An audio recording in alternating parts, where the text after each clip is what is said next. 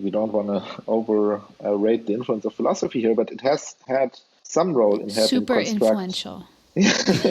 We have a show on Netflix.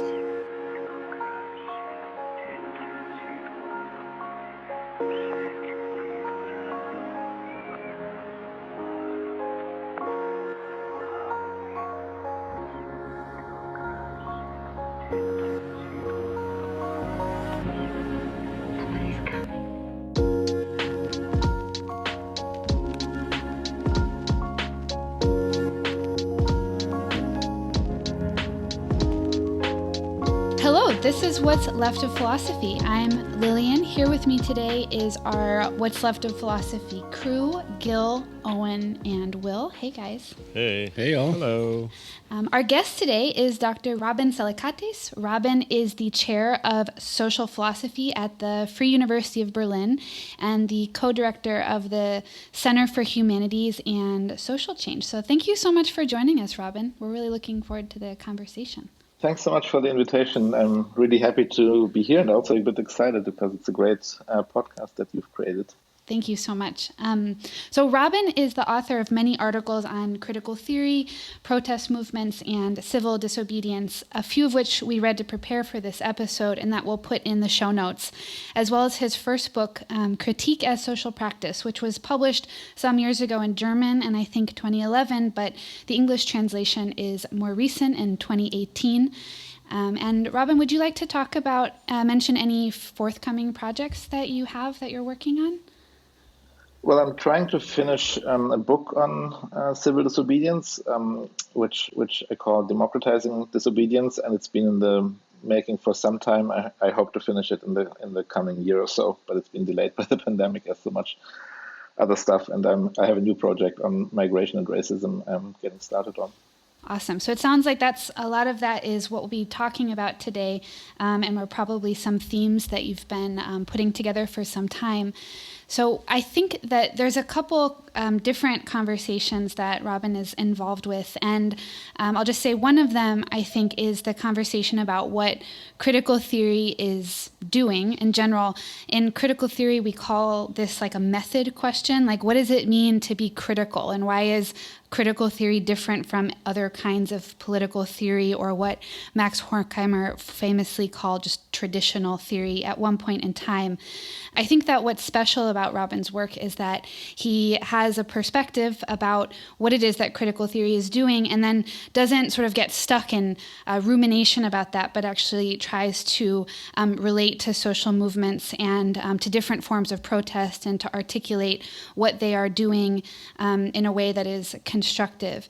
So, and the reason I think that this is an interesting topic, however far we want to pursue it in our conversation, is that I think there's a worry about the domestication and depoliticization of critical theory. Like everything in the academy has become critique, a kind of inflation of the idea of critique. And sort of sadly, I've had people ask me, as someone on the left, what I even find useful about critical theory today as it's sort of assimilated into various more mainstream kinds of normative political philosophy, which are not necessarily bad or wrong, but maybe that it lost some of its distinctive character. But there are, considerable resources in this tradition, and it seems like in Robin's work is taking this problem head on. And so maybe we could talk about how this is working in his research. And also, I think that maybe if there's one big claim that Robin makes is that the role of the critical theorist is to search for practices of critique and contestation and figure out how to frame them. So he has a way of talking about basically the relationship between the theorist and social movements, and the fact that social movements are often issuing critiques, and the critical theorist's role is to relate to that in some way, and that if it's not doing that, then critical theory becomes less than critical. And some of the specific instances of social protest and critique that he's interested in are civil disobedience in all kinds of contexts, but significantly recently, since I think 2015, when there was the so-called migration crisis at the EU's borders, he began a process of talking about this as a form of civil disobedience, analyzing what we mean by civility and political inclusion. And so maybe we can take the opportunity to talk about some of those themes. So that's by way of introduction. I'll just turn it over to Robin briefly to say, maybe if you want to summarize some parts of what you take your agenda and critical theory to be, and if I'm right to say that you're responding to some of that depoliticization of critical theory and trying to revive it in a constructive way. What's your take on it? Yeah, so thanks, Lillian. That was a great way of introducing the conversation. I mean, what drew me to critical theory in the first place is this promise that it basically inherited from Marx and other sources as well, but primarily Marx, I guess, that critical theory has a kind of responsibility or task vis-a-vis social reality or practice that is twofold in a way. It's on the one hand, its awareness, or its claim rather, to being grounded in practice. And more concretely, that means being grounded in social struggles, in forms of oppositional consciousness, in forms of resistance that actually exist and on which the theorists can build in a way. They don't start their critical enterprise kind of ex nihilo or in a vacuum, but rather they are part of a social reality that is crisscrossed by contradictions, by social struggles, by political movements, and they try to situate themselves in this field of struggle. But also, and maybe even more importantly, their theory is not sort of theory for its own sake, but it's aiming at practice. It's emancipatory. It pursues an emancipatory interest, as it is sometimes called. And it is this kind of dual relation of critical theory to practice that I found attractive and promising. But at the same time, I found it very frustrating how especially the ambition to ground the theoretical analysis, to ground the critical orientation of critical theory in practice often gets sidestepped or forgotten in a way. Critical theory has become this kind of almost autonomous enterprise. It's, as you pointed out, it has been integrated into academic discourses. It has become a normal part, as it were, of philosophy and of social science, which is good in a way. I mean, it's good that people, hopefully students learn about it in their studies today. But on the other hand, I think there's a risk, obviously, and you've described this risk very well. So I think it's important to, remember that initial motivation and orientation of critical theory, because if it doesn't have that distinctive enterprise, then why engage with it? Then you can also do all kinds of other interesting stuff in philosophy and in the social sciences. So that's one of the important motivating factors behind my work, or what is driving me. But at the same time, I also think that there are two problems in a way. I mean, one is the kind of let's say risk of self-misunderstanding that I see sometimes happening in critical theory, where the theorist in a way forgets about this link to practice and just does his or her own thing in a way which can be productive, but which then is something else, I think, than what critical theory was initially supposed to be, and what I still find promising. And the other risk is that critical theory can develop its own, let's say, anti-emancipatory effects. And what I found most intriguing is that within critical theory, starting from Marx via Rosa Luxemburg and other Marxists to, let's say, black feminists, discussions today in following on Foucault, but also in the work of Charles Mills, etc., there's a kind of internal discussion in critical theory about this potential anti-emancipatory effect that critique itself can develop if it doesn't take the forms of critical consciousness, the struggles, and the other oppositional practices that do actually exist seriously. If it does proceed from the assumption that somehow ordinary people don't get it and they need the theorist to come in to liberate them, the kind of Platonic image of the critical theorist as descending into the cave of everyday consciousness and bringing the truth to the people. I mean, that's I think where one of the biggest kind of risks lies, next to the kind of normalization of critical theory, to succumb to this very traditional image of the philosopher as the one who has seen the truth and now tries to bring it to ordinary people who are somehow blocked from accessing it. So I'm sort of battling against that image, and I think the best resource to do that is to actually start from the struggles, to start from the oppositional forms of consciousness, to start from the alternative forms of knowledge that have been developing in actual practices of resistance on the ground. Hence my interest in civil disobedience and other forms of struggle and resistance. And again, I think that is what critical theory is about. I mean, it's no coincidence that one of the most popular characterizations of critical theory is this formula from the early Marx that Nancy Fraser and many others have returned to, that critical theory is the self-clarification of the struggles and wishes of one's age. And that means it always has to continue to, in a way, struggle to be that. I mean, it doesn't happen automatically. It can very easily forget about this link, and it has to be reminded and remind itself to establish that link, to make sure that it doesn't become something entirely different. Yeah, I like very much the emphasis on the lack of like an automatic link between any of these sorts of critical discourses, but also in some of the work that you did, that we read in your sort of thinking about the so-called migrant crisis, and to use like Misandra Nielsen's formulation, right, thinking like a migrant rather than thinking like a state, as revealing what is actually at stake in the nature of these contested spaces and these contested political categories.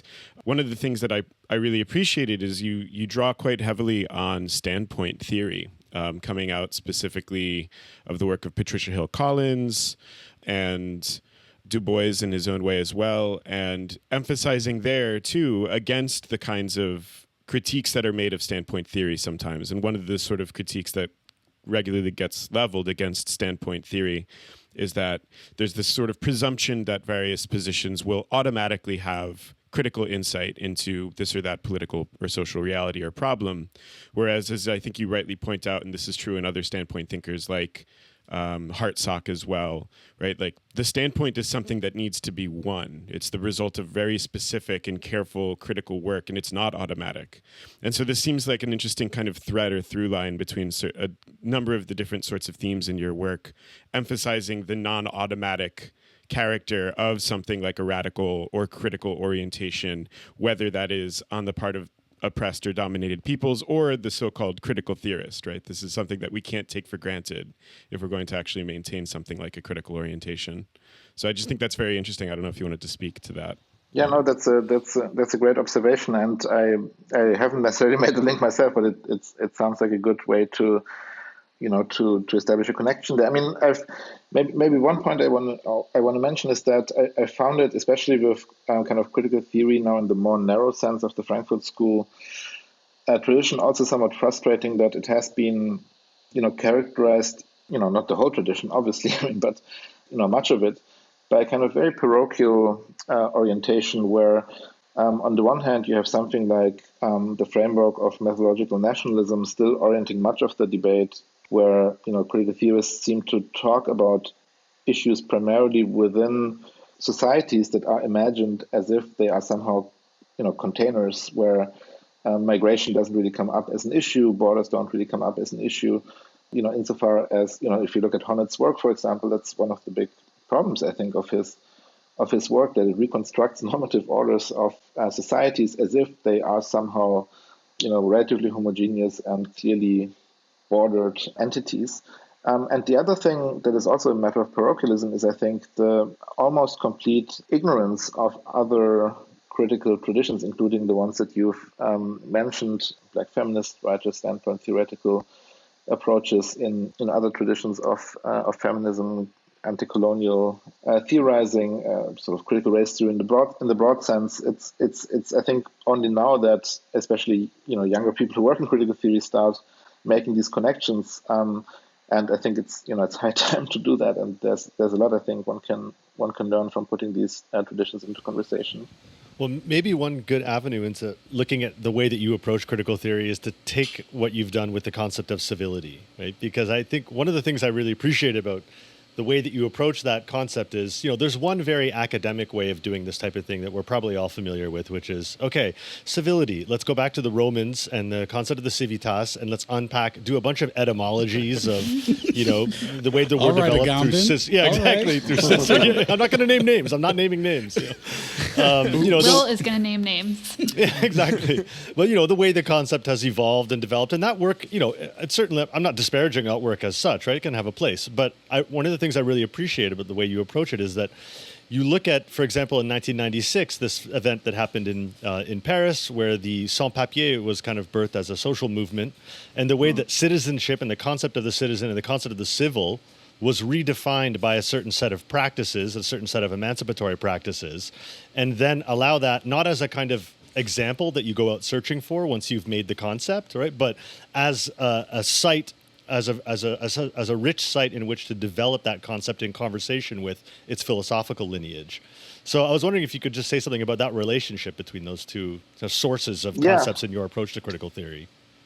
Yeah, so I think that's actually an excellent example to see how a certain theoretical possibility of reclaiming, radicalizing, rethinking a certain concept opens up not in the space of theoretical discussion, but in a way, within activism, within social and political struggles and movements that practically reinvent a certain category that, in the way in which they unfold as a movement, produce knowledge in a way, produce concepts, and to a certain extent also theory that then I think critical theory in the more narrow sense again can sort of learn from.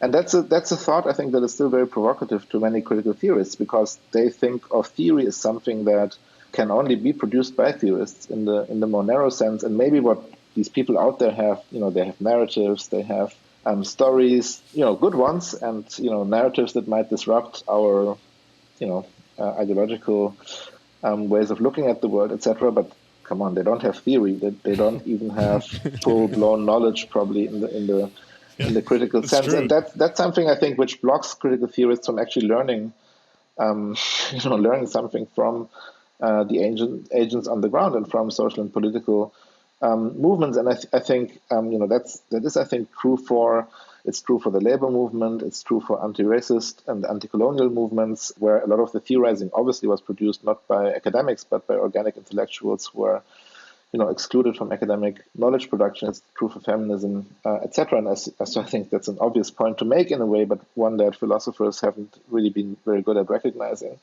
And I think what we can also see in these struggles and movements is that we shouldn't give up certain categories too easily because we think that they have been completely absorbed into a kind of depoliticizing framework claimed by the right. I mean, it's a very difficult argument to make because, especially with regard to civility and notions such as citizenship, there's a very strong case, obviously, that these are kind of hegemonic ideological terms that primarily serve to exclude and pacify and normalize dissent, etc., to stabilize the existing order and so on.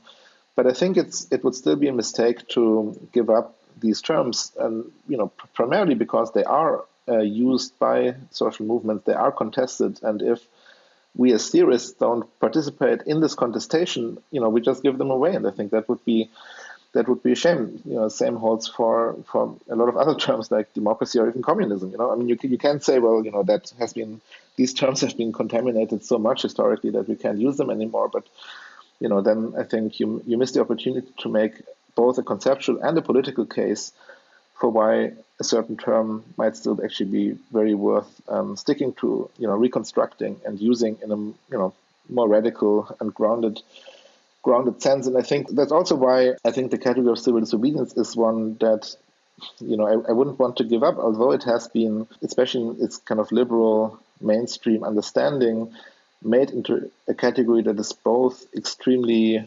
moderate but also completely disconnected from the actual reality of protest. So I think by turning to actual protest practices, we can rediscover a much richer, more complex, and also more radical sense in which these terms can be made to operate. And I think the more recent discussion about civil disobedience, which has taken a much more radical, non-liberal turn, and in which people have also rediscovered in a way, the complex history of civil disobedience movements, from the civil rights movement in its more complex, radical instantiations to Gandhi and others.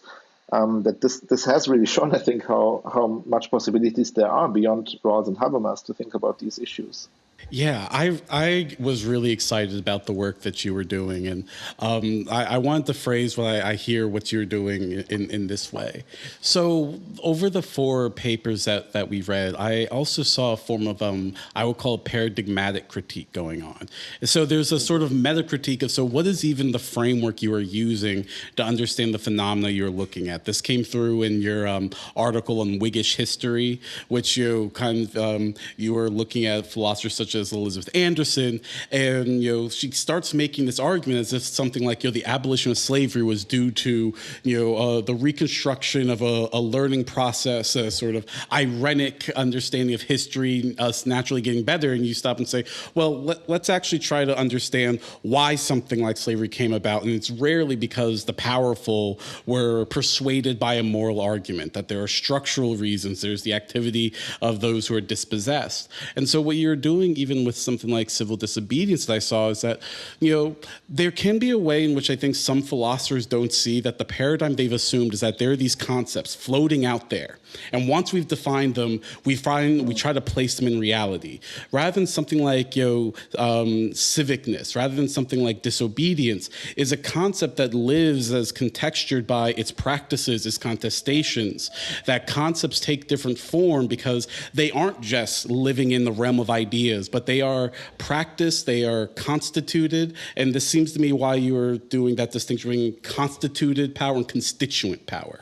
And so it doesn't make sense to give up on terms as if they are already contaminated unless you operate from a paradigm that words exist in a sort of space where once they're lost forever, rather than if these are political concepts, then they must be taking place in a field of political forces, a field of political contestation. And so critical theory should always be aware of, so what paradigm am I using to analyze these phenomena, and am I actually freezing them in place? Am I actually just assuming things a priori rather than actually paying attention to, so in what way is this being used? And that's why something I try to say to my students sometimes when they read figures like Frederick Douglass or MLK, and well, why do they insist on being American or something?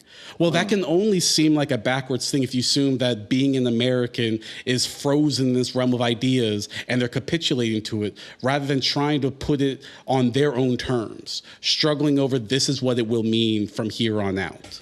Yeah, no, that's a great way of putting it. And I mean, I think it shows that philosophy can, a certain way of thinking about philosophy, an ideal theoretical way of thinking maybe about the task of political and social philosophy, it can itself be an epistemological obstacle. It can stand in the way of, properly grasping what is going on. And I mean, what I found almost, the most ironic in a way example of this is Rawls's discussion of civil disobedience. I mean, it's the one part of the theory of justice that is supposed to be non-ideal. And yet it's so ideal that it has nothing to do with the kind of phenomena that he wants to grasp. And in the end, he comes up with a concept of civil disobedience that has no empirical instantiation. That's a very bad outcome for a non-ideal, for an example for how non-ideal theory is supposed to work. So you have to ask, well, what went wrong there? I mean, it wasn't a problem of his intentions. I mean, people have shown that he really did want to, somehow give some legitimacy to the civil rights movement, etc. But still, he ends up constructing this model, which in the end does not only help us, it doesn't only not help us to understand reality or to somehow, support a movement for justice, but it actually blocks us from properly understanding it. It can actually be used to delegitimize such movements for being too radical, for not following, all the conceptual and normative requirements that people associate with the notion of civil disobedience. It happens still today, like Black Lives Matter or, climate justice movements. They get confronted with an idealized image of Martin Luther King, and they're being told, why are you so radical? Why do you destroy stuff? Why do you block the intersection? Martin Luther King didn't do that, right? And so there's this whole ideology floating around, which I think philosophy. I mean, we don't want to overrate the influence of philosophy here, but it has had some role super in helping influential. construct. We have a show on Netflix. At least it didn't. I mean, it didn't do much to kind of destabilize these ideological or hegemonic notions, and it can do much more. It has done much more in many cases, right? So so there are philosophical resources as Lillian pointed out at the beginning, that are there that have been used in very powerful and critical ways, and that we should continue to use in these powerful and critical ways. But mainstream philosophy hasn't been doing that and still isn't doing it. So I think there's a lot of work to do in this direction.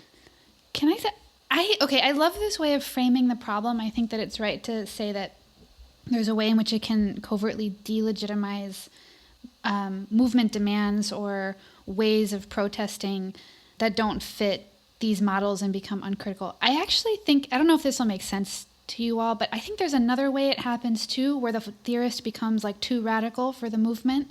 So here's the example. There's this whole anti-humanist wave that goes on in the 80s and 90s. And theoretically, internally, there are merits to anti-humanism. But then I look back on, speaking of the civil rights movement, I look back on the Memphis sanitation strike. There are these powerful images of these men going on strike, black men in Memphis, and they have these big signs on them that say, "I am a man." And they're some of the most moving images of the civil rights movement. Like, they can almost like bring you to tears. And it's to the end of the movement when, it takes more of like I guess the end of the movement is signified by the end of Martin Luther King's life, because then he's murdered when he goes to support those strikers afterward. And then we have this whole discourse about anti-humanism. And there's this thing that like, that internally it makes sense. And then I'm like, but how does that reflect that imagery and those demands? Likewise for like, sometimes I even think liberal rights or democracy or, basic things that when they're eroded somehow, like the demands for them aren't sufficient, or we have like these radical critiques of these rights now because we know they're in principle not sufficient. And bourgeois. Then when these bourgeois, but I mean, I think that that's a Marxian variant of it, but I actually think Marxists are the least guilty of this because they tended to support bourgeois rights, at least in the short term. I actually think like this is a way in which the kind of like more high theory spin-offs of that kind of critique later started developing in like continental philosophy, in which like these concepts themselves just become the things you need to throw away. Concepts, rights, security, because they're doing ontological violence or something, right? Yeah, they're doing they're internally unstable. They're always going to be exclusive in some way, and therefore, like, we know that they're not sufficient, so we're going to get rid of these concepts. Mm-hmm. And then I always felt like this was like a pretty awkward pairing with like some of the common demands that were go on, which are for citizenship, inclusion, and so on. I mean, maybe 2 or 3 things about that. I mean, obviously it depends on the exact example, let's say, how this plays out. But I think, so first I would always ask, well, why would we call some of these, what you called high theory developments, more radical or too radical? I mean, maybe they're just not very radical. Maybe that's just, they're doing something else and they're not radical in the required sense. I don't know, they don't do the kind of work that we would want radical theory to do in terms of contributing to radical social transformation or to emancipatory change. And the second thing relates more to your example. So I think obviously there can be cases where there is really like a total disconnect here, but I think it's important to also see that when these social movements or when these protesters made these claims to be recognized as human, or when Fanon makes this claim, for example, in some ways he's also a humanist. I don't think they're necessarily best construed as saying, we want to be the same kind of human that you guys who are dominating us already are. Right. It's a quest or a struggle for another way of being human that has not yet been realized, that these people who oppress us are not instantiating. So you could imagine a scenario where some post-humanists maybe who reject that established hegemonic form of being human, and these protesters might actually agree, not in the sense of we want to become crazy cyborgs or something like that, but rather the form of humanity that we are rejecting and the form of humanity that we are struggling for are radically different. And I think the same goes, at least for the emancipatory movements that I'd be interested in that are more radical.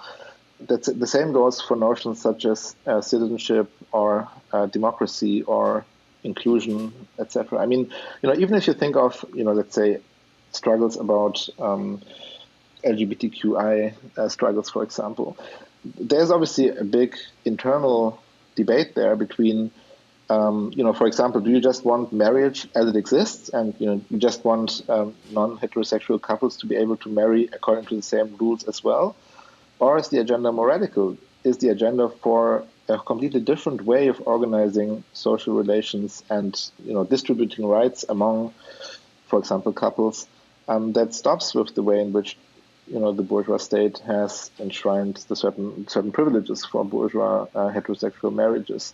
Or do migrant movements, for example, do they just say, well, we also want in, and then we are happy to exclude all the others that have not yet made it?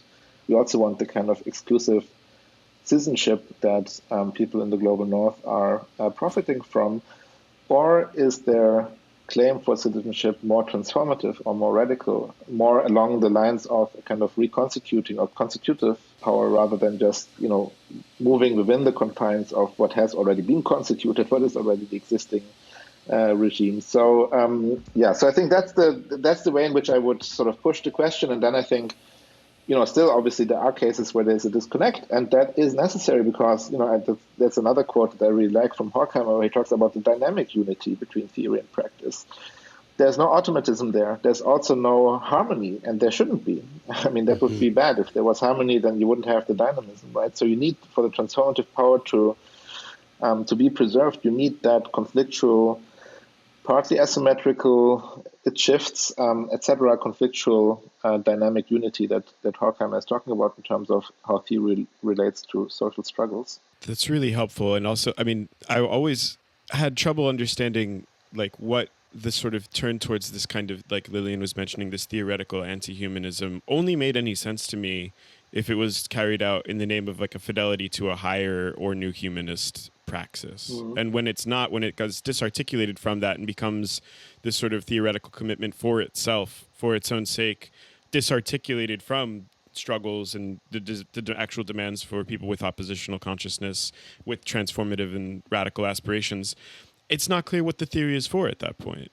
And the tricky thing, is you were just saying, Robin, right, is that at the same time, if there was this kind of just immediate identity or harmony between theory and practice, then it would also not be necessary. It would also not have anything to add or to contribute. So it's a difficult sort of always necessary question to ask again. What is the sort of specific concrete relationship between these two kinds of ways of thinking about acting and living otherwise in each moment, in each case? Where that disparity is a condition for the possibility of theory or philosophy having anything to say at all. But if that gap grows too wide, it also can't speak to anything any longer. It's very tricky. Yeah, that's true. And I think that's also, just one thought. I mean, it's also extremely important for the theorists to be aware of that, and because that's where the kind of anti-emancipatory effects I've been talking about, mostly kick in. One episode from many years ago, from one of the 1st of May, in Berlin there's always a huge demonstrations and riots and so on the 1st of May. And one episode I will never forget from many years ago, when I was a young student participating more actively in these things, was there were a bunch of sort of migrant kids with Turkish and so on backgrounds, and they were doing some kind of hip hop thing at the demonstration, and they were rapping, we want these German passports, blah blah blah. And then there were these German leftist critical guys who were standing there and tried to tell them that the German passport is shit, they shouldn't want it, it's reactionary, we should abolish Germany. And these kids were like, what the fuck? I mean, give us these passports. Cool, bro. Then we'll struggle for something. Abolish Germany after you give me these passports. Exactly.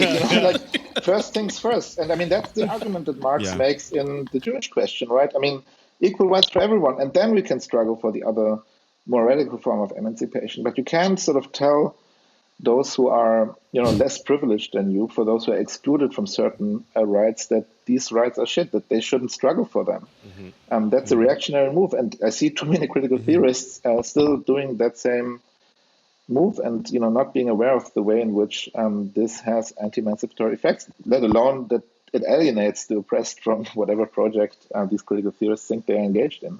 Yeah, so I'm going to say something that I don't know how it's going to rub people, but from what you're saying, I actually am finding myself increasingly distrustful of any theorist who tries to claim that their theory is radical.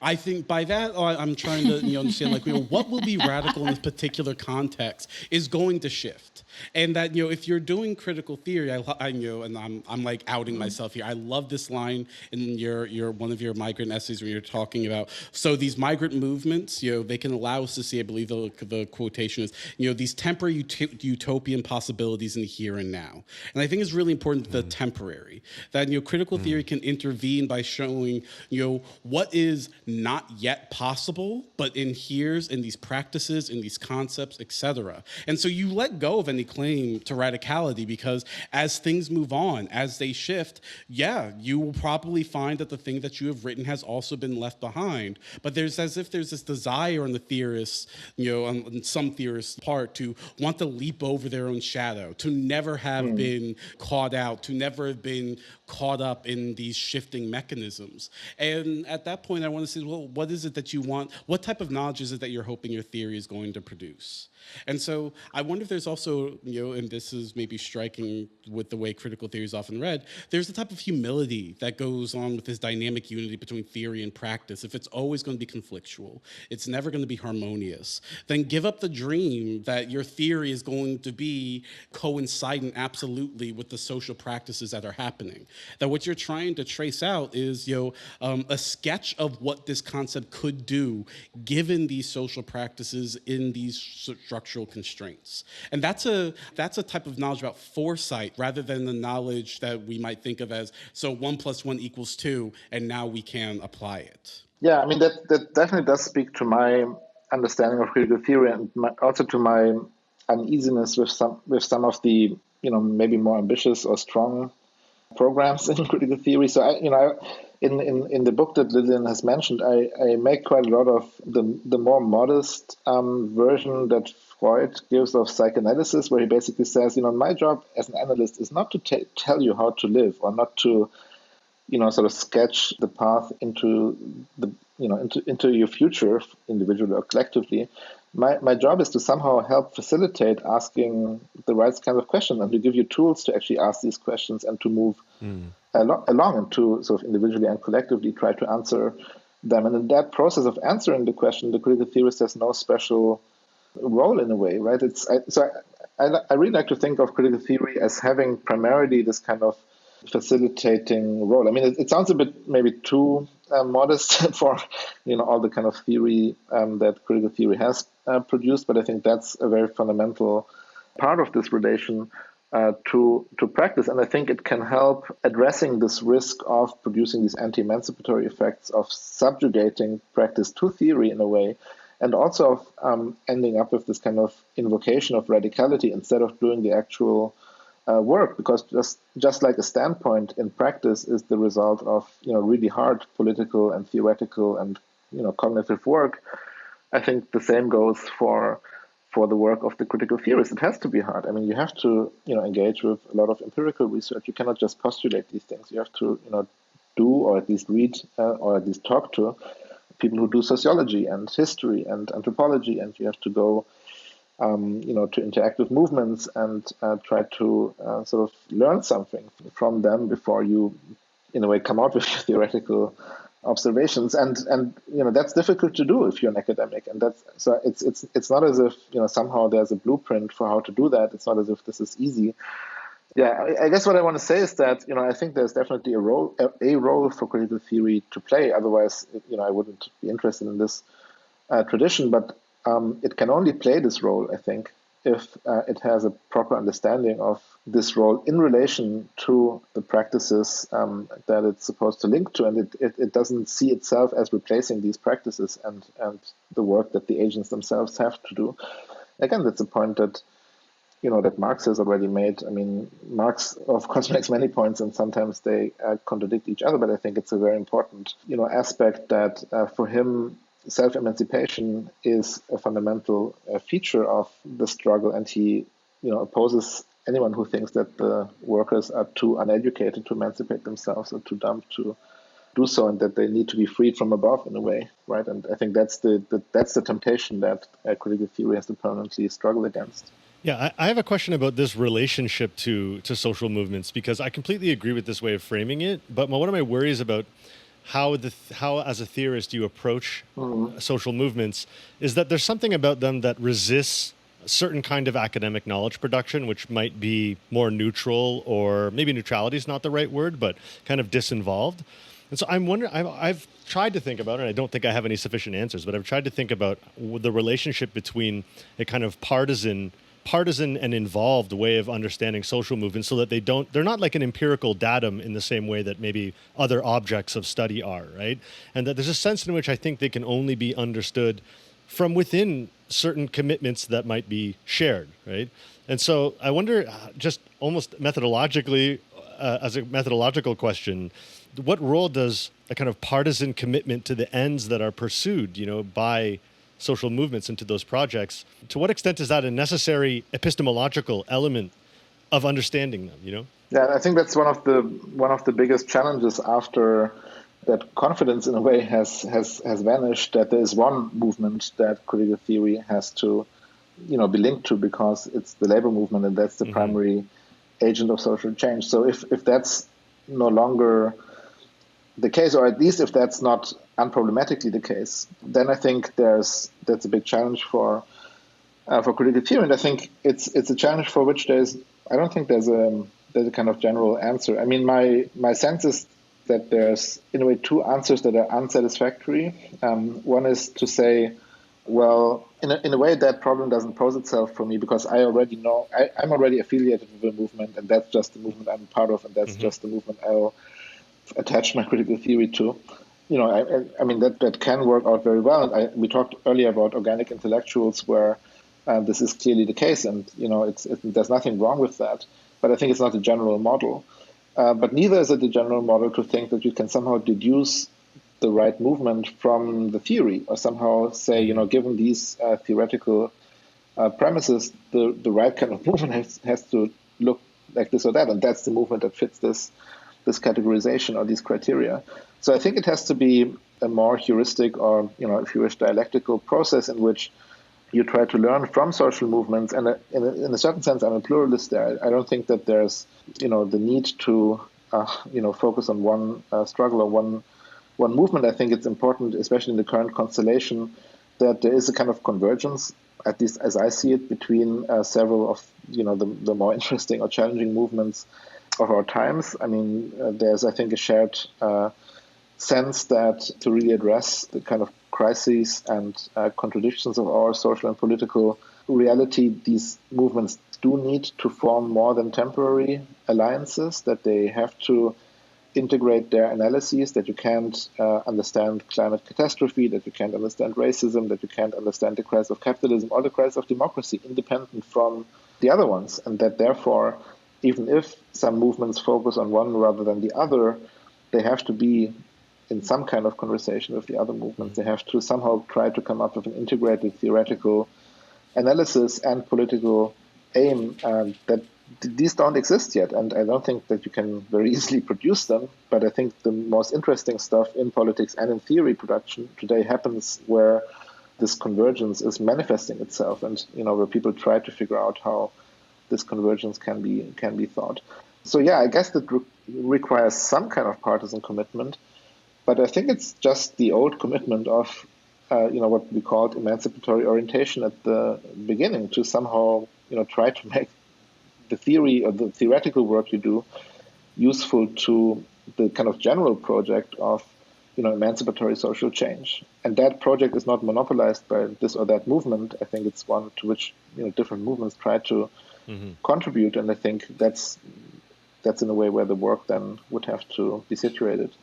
If I could use this as an opportunity to get you to speak a little more concretely about some of the specific work that we looked at, because there's this, like you say, monopolizing tendency in certain sort of movements politically, but then also theoretically there's these like universalizing gestures that I think are antithetical to this kind of critical political work. And one of the ways that this came up in one of your pieces on the migrant issue is the sorts of claims that you get, again, by certain theorists who want to claim the mantle of being critical theorists, of being doing radical critical theory, saying things like that we are all migrants now, or that we are all becoming migrants, or that the migrant is this kind of universal figure of bare life under the current conjuncture, or what have you. And I thought that there was, but I just another call out. Who are we talking about here, right? But there's something truly myopic about this. Theoretically, this is a bankrupt move. It's not the case, and so there's something about figuring out how to articulate, in the way that Owen was describing, a kind of partisan affiliation without immediate direct identification or universalizing the figure under consideration. So I guess if I'm right about that, maybe I'd like to ask you to spell out a little bit what it is that you think that the specific what specifically is revealed by this perspective of the migrant in the case of the EU in the past couple of years. What is it that this reveals or shows or calls into question that you find so kind of interesting? And I'll also add, Robin, if you want to give a little bit of just the theoretical context for some, I think most of our listeners will have understood that there's a so-called migration crisis, but if you have any, just framing debates, how people are thinking about this that you think would be useful, that would be cool too. Yeah, sure. No, these are great questions, very big ones as well. So I'll try to speak to some of the aspects that you mentioned. First, I think one thing this example of the so-called migration crisis shows is that it's always a good idea and actually sort of crucial to ask, well, what kind of crisis are we talking about? Whose crisis is it? What form does the crisis take? What is the normality that this crisis is taken to disrupt? And has that normality been the same for everyone? And therefore, is this crisis now suddenly hitting everyone in a kind of similar way? Or has what we experience, or what some people experience as normality, actually been a crisis for a lot of other people? And that's precisely what I think, if you look more closely at the so-called migration crisis, one can see very quickly that the so-called normality that apparently was disrupted by that sort of large influx of refugees in 2015 was, an extended crisis for most people outside of Europe, because over the last decades, the EU, who still thinks of itself as, a haven of social justice, human rights, and even asylum, it has done everything to make access to asylum, to make safe passage across its borders impossible. So, basically it's no accident that the humanitarian catastrophe happening at the EU border, not only at the EU borders, also at the US-Mexican border and at many other border regimes that protect relatively privileged spaces across the world. It's no accident that these produce humanitarian catastrophes and large-scale suffering that would be largely preventable. So I think the first thing is to note that normality is a fiction, and that the crisis was not what people think it was, namely suddenly all these people appear, and how are we going to deal with that? From nowhere, right? Yeah, as if out of nowhere, as if Europe or the global North had nothing to do with that.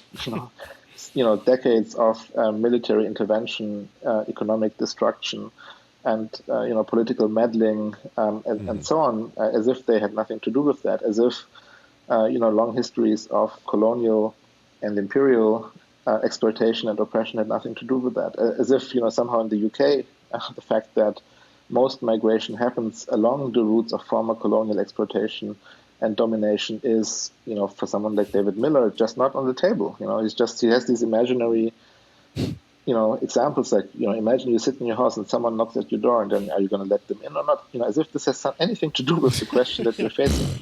It's you have to what are these people? If I stole their house, I should, I guess. Sometimes you have to ask yourself, what has to happen for someone to come up with these philosophical views on a topic where even minimal attention to anything that's happening in the real world would prevent you from saying such things.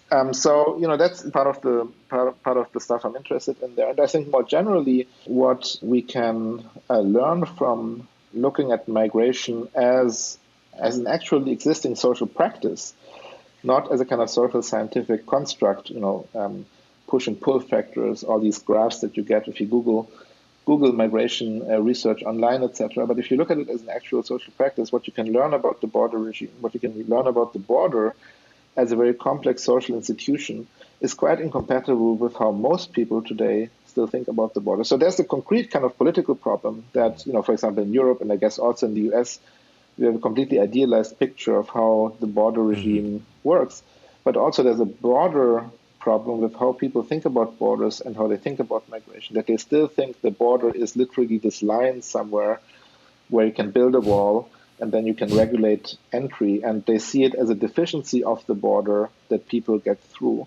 And if you look at the economics of migration, for example, it's completely obvious that in the US, but also in Europe, if you would actually close the border, if such a thing was possible, it's not possible, but if it was possible, it would be catastrophic. It would be catastrophic economically speaking. Agriculture, care sector, building, the building sector, all of these would immediately, in Europe, that's for sure the case, they would immediately collapse if there was no influx of irregular migrant work. So there are all these complexities that the talk about this crisis of migration in 2015 or the kind of vision of how borders work, all these complexities that these blend out or block out, I think that we have to pay attention to. And then, the whole issue of how to think about the ethics and politics of migration will, I think, look very differently. And I think migration movements are some of the most interesting movements today, precisely because they challenge a very powerful ideology, and they, I think, also challenge a very anti-democratic understanding of what democracy is. One that somehow thinks that the boundaries of the demos are, fixable, that they can be kind of rooted in kind of pre-political presumed facts about our identity or our culture or our ancestry, where these are all, very pernicious ideologies, I think. And what I think makes the knowledge articulated in migrant movements so interesting is that this knowledge exposes these ideologies as the ideologies they are. And also listening to you, I'm thinking about how, the border is a site of almost, the practice of concepts. It's where you really instantiate, often through very violent and dehumanizing means, who is a citizen, who is a non-citizen, what does it mean? Like, these are abstractions. Like, I get kind of heated about this because these are abstractions. They are deeply held beliefs, I'm sure, by some people, but these aren't something that are real and walking around in the world. And so it's something that it seems comes from the migrant crisis is, it's also this problem. There's this misdiagnosis of the crisis, as you were talking about, like, these people didn't just, show up because they just felt like going on vacation. There are ways of tracing why this happened.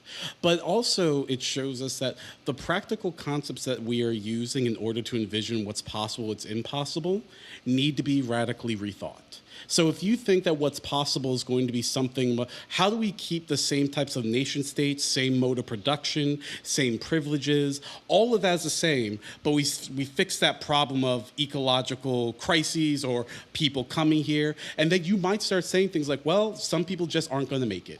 Some people just can't come across the borders. Like, that's just not feasible. And that can be something that is not coming from a place necessarily bigotry, but if you are operating from this idea, these idealized concepts of the world must look like this in the future.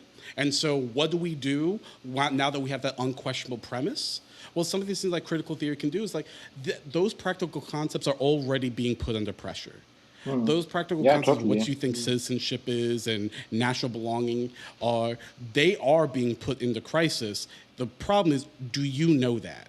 And are you understanding that? Yeah, and I think this is happening on several levels. It's happening in terms of the immigration that, it happens on several levels. So on the one hand, Europe, and I guess the same is true for the US, it's hosting a tiny, tiny fraction of the world's refugee population. It's incomparable. The numbers of refugees in Turkey, it's incomparable with what is happening in a much, much wealthier country than like Germany, let alone Pakistan, talking about Pakistan, etc.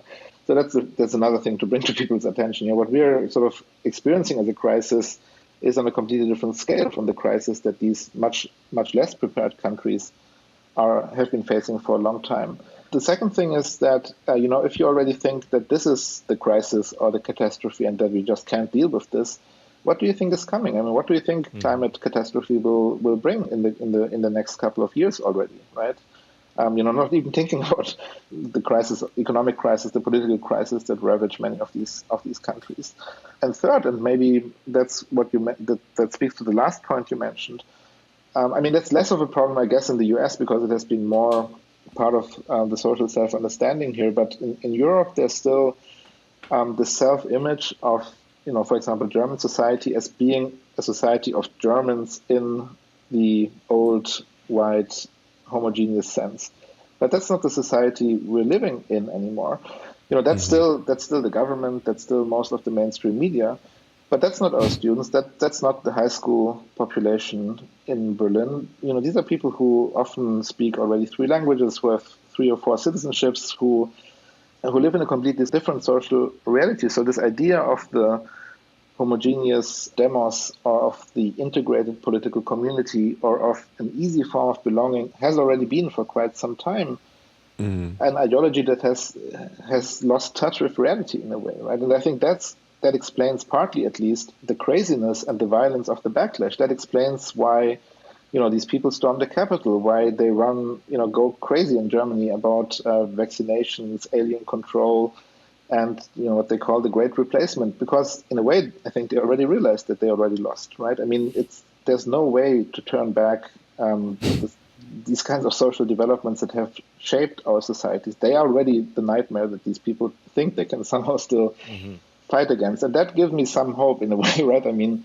like if your That's right. We're coming for you, white people. We're coming for you. It's over. I just want to be clear. I didn't say that, so I'm still one of the good ones. We're already there, so it's already too late. So I mean, I just think it's sort of an incredible set of ideas. I mean, I think that I don't know, the more I'm living in Germany now and I'm reading about unification and so on, and that there's this way in which you say we don't live in that world anymore. I actually am just not sure anyone ever did, which is kind of I understand what you mean by that. But German unification happened in 1880. That's a pretty recent nation state to be living in. Likewise with Italy. Those people don't even speak all the same Italian. This is wild. So there's something really actually tenuous about borders, in a way that which is really outmatched by the tenacity of the ideology. And then I just, to kind of have a hopeful note, I felt quite moved by, the attempts of people in various countries to kind of go to the border and to try to welcome people in. Xenophobia is very strong, but, I think clearly that the way that people made themselves present and made those ideas contradictory to people, I think it had some, practical effect in part. Maybe I tend to have an optimism of the intellect, is that part of it is that people kind of realize they're losing, that these ideas don't match reality anymore, and the polities are changing. And I actually think that that's kind of an interesting connection with your work, that to reframe, civil disobedience at the border in terms of challenging what we understand to be the polity that we're even talking about, and that this can actually be quite effective in ways that evolve, hopefully in a productive direction. Yeah, if I could just say real quick from what you said, it almost sounds as if, at least the type of critical theory you're doing, Robin, is there isn't actually room for a methodological pessimism.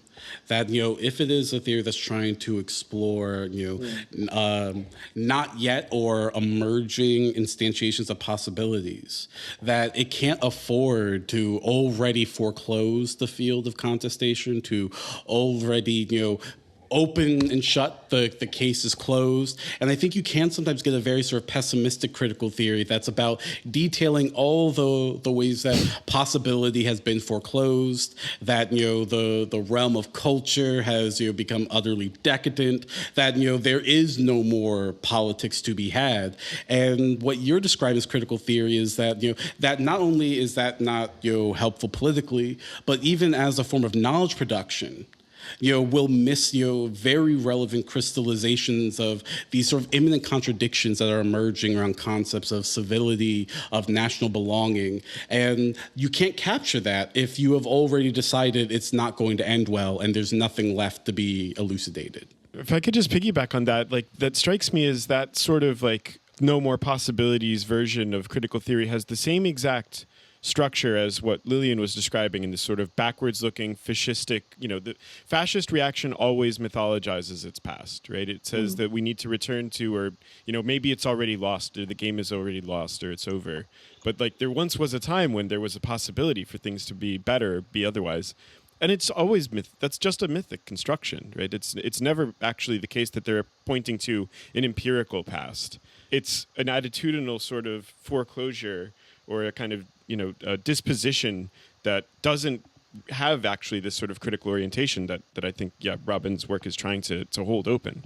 It just seems like they have the same shape to me, if that makes sense. Totally. I mean, I don't know. Maybe it's a matter of temperament, but I think it's also it's true that there's a methodological side here.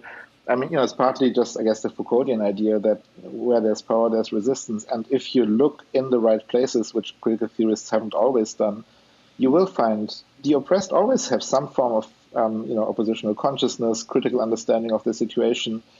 They have developed, often invisible forms of resistance that you will not find in the archive that don't amount necessarily to the form of political protest or critique that the critical theorist might be expecting, but they are still there, and they are building blocks for transformative forms of politics. Not perfect, of course. I don't want to say it's already there in practice. There's nothing for the theorists to do. That everything is going well. Obviously not. I mean, that's not the point. But there is this opening. And the second thing, and that's the thing that I think Castoriadis said with regard to 1968 and its radical potential against those who already knew in May 68 that it can't go anywhere, that if the system is too strong, it will immediately integrate it.